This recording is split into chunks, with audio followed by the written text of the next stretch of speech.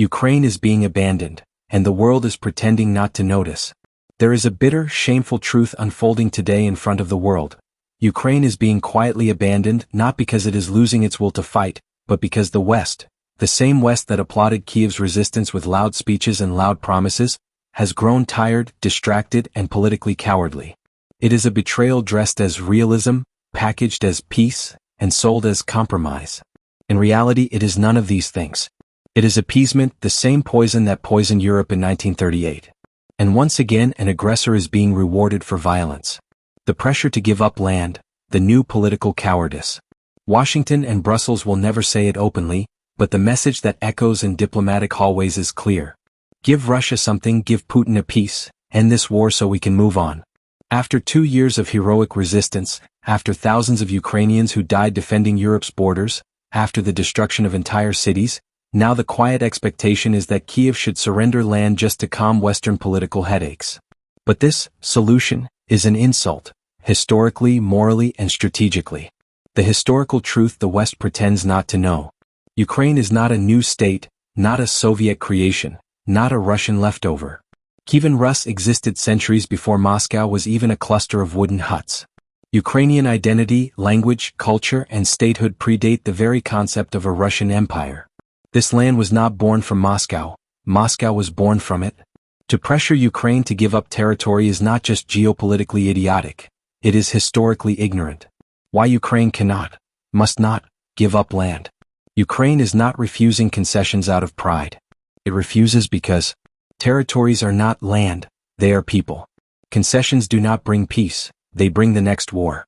Every piece of surrendered land becomes a green light for further aggression.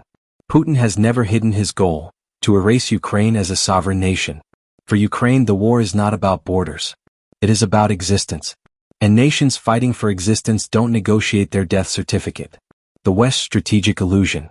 There is a dangerous fantasy circulating in Western capitals. That Russia, once given a slice of Ukraine, will step back and behave. This is geopolitical nonsense. If aggression works once, it becomes a strategy.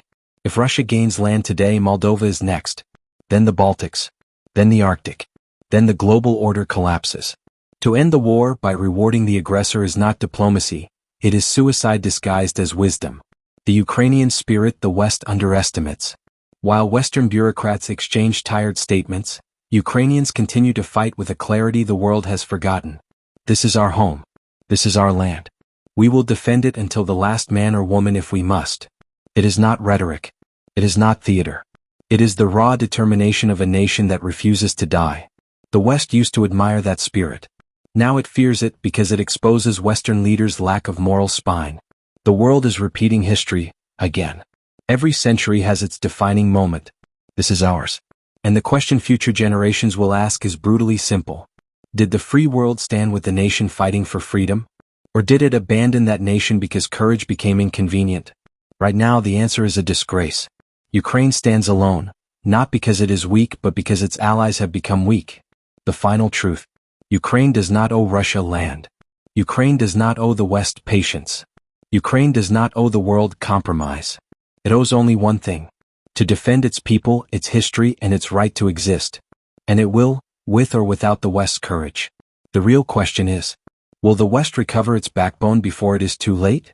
Or will it watch, once again, as a small nation is sacrificed to satisfy a dictator? This is not Ukraine's test. This is the world's test. And right now the world is failing.